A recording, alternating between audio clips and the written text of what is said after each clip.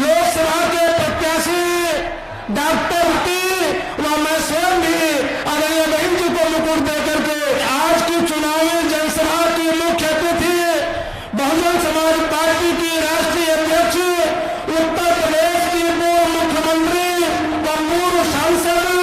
एवं करोड़ों बेसहारों की आवाज, हम सबके मान सम्मान स्वाभिमान की प्रतीक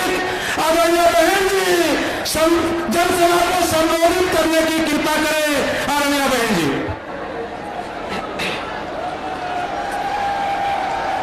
बीएसपी की इस चुनावी जनसभा में इकट्ठा हुए पार्टी के सभी छोटे बड़े पदाधिकारी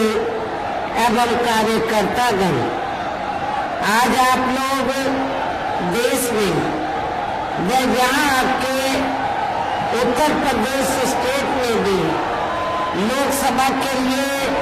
हो रहे आम चुनाव में अपनी पार्टी के उम्मीदवारों के समर्थन में मुझे सुनने के लिए भारी संख्या में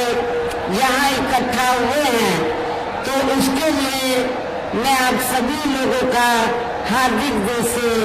आभार प्रकट करती हूँ। हालांकि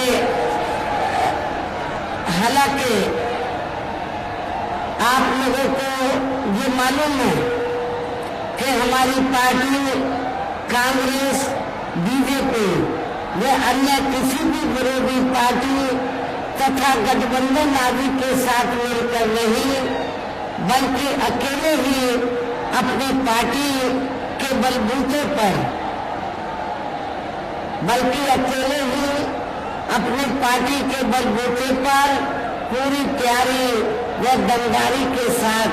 ये चुनाव लड़ रही है। इसके साथ ही हमने टिकट बंटवारे के मामले में भी सब समाज के लोगों को उचित भागीदारी दी है, जिनको कामयाब बनाने के लिए अपनी पार्टी के लोग पूरे जी जान से लगे हुए हैं। हालांकि आज यहाँ की इकट्ठा हुई अपार भीड़ व भीड़ के जबरदस्त जोश को भी देखकर अब मुझे भी ये काफी हद तक भरोसा हो गया है कि पिछली बार की तरह इस बार भी आप लोग अपने प्रदेश से या लोकसभा चुनाव में अपनी पार्टी का बेहतर रिजल्ट जरूर लाएंगे। इसके लिए अब मैं आप लोगों का ध्यान कुछ जरूरी बातों की तरफ दिलाना चाहती हूँ, और इस संबंध में विशेषकर मैं कांग्रेस, बीजेपी व इनके अन्य सभी सहयोगी दलों के बारे में ये कहना चाहूंगी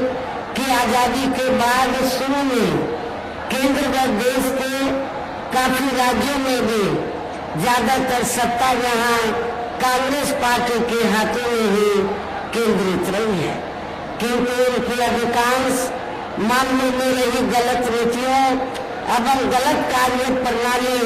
आदि की वजह से ही फिर इस पार्टी को केंद्र में काफी राज्यों के भी सत्ता से बाहर होना पड़ा है, तथा यही स्थिति इनकी सहयोगी पार्टियों की भी बनी रही है, जिसके कारण ही फिर पिछले कुछ वर्षों से भारतीय जनता पार्टी व उनके सहयोगी दल केंद्र एवं काफी राज्यों की भी सत्ता में काबिज हो गए हैं, लेकिन इनकी भी ज्यादातर रही जातिवादी, पूंजीवादी, संकीर्ण, सांप्रदायिक व द्वेषपूर्ण नीतियों एवं कार्य प्रणाली आदि से तथा इनकी कथनी या करने में भी काफी अंतर होने की वजह से अब ऐसा लगता है इस बार ये पार्टी भी यानी कि भारतीय जनता पार्टी भी केंद्र की सत्ता में आसानी से वापस आने वाली नहीं है, बशर्ते यदि ये चुनाव इस बार फ्री एंड फेयर होता है और आम कोर्ट चर्चा के मुताबिक वोटिंग मशीनों में भी कोई गड़बड़ी आदि नहीं की जाती है। और वैसे भी इस बार चुनाव में इनकी कोई भी पुरानी एवं नई चल रही नाटकबाजी, जुमलेबाजी व गारंटी आदि काम में आने वाली नहीं है, क्योंकि अब देश की जनता काफी हद तक इस बात को समझ चुकी है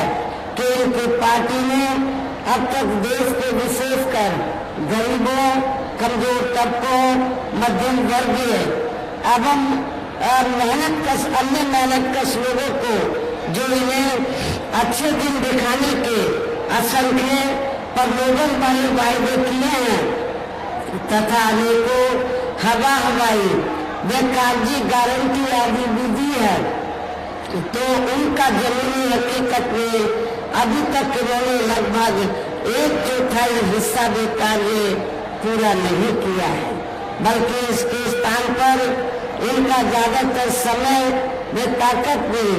यहाँ इनके अपने चहेते रहे बड़े बड़े पूंजीपतियों एवं धन्ना सेठों आदि को ही ज्यादा से ज्यादा मालामाल व धनवान बनाने में तथा उन्हें हर स्तर पर छूट देने व बचाने में ही लगी रही है, जिनके अधिकांश आर्थिक सहयोग से ही ये पार्टी व अन्य पार्टियां भी अपना संगठन चलाती हैं तथा चुनाव आदि भी लड़ाती हैं, जिसका काफी कुछ खुलासा बॉन्ड की आई रिपोर्ट से भी हो जाता है। और इस संबंध में मैं आप लोगों को ये कहना चाहूंगी कि अभी कुछ दिन पहले माननीय सुप्रीम कोर्ट ने खासकर बॉन्ड के बारे में एक रिपोर्ट जो उन्होंने उजागर की थी, मीडिया में भी छपी, और उस रिपोर्ट में क्या था कि इस देश के अंदर कांग्रेस, बीजेपी,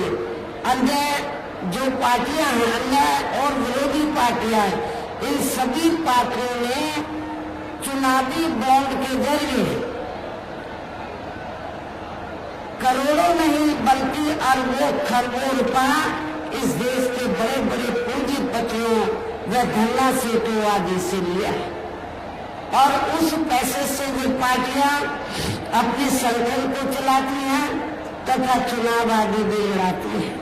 लेकिन उस रिपोर्ट में ये भी वर्णित है कि पूरे देश के अंदर बहुजन समाज पार्टी ही अकेली एक ऐसी पार्टी है जिसने एक भी रुपया बॉन्ड के जरिए देश के किसी भी छोटे या बड़े पूंजीपति या धन्ना सेठ आदि से नहीं लिया है। ये भी रिपोर्ट आप लोगों ने अखबारों में पढ़ी होगी।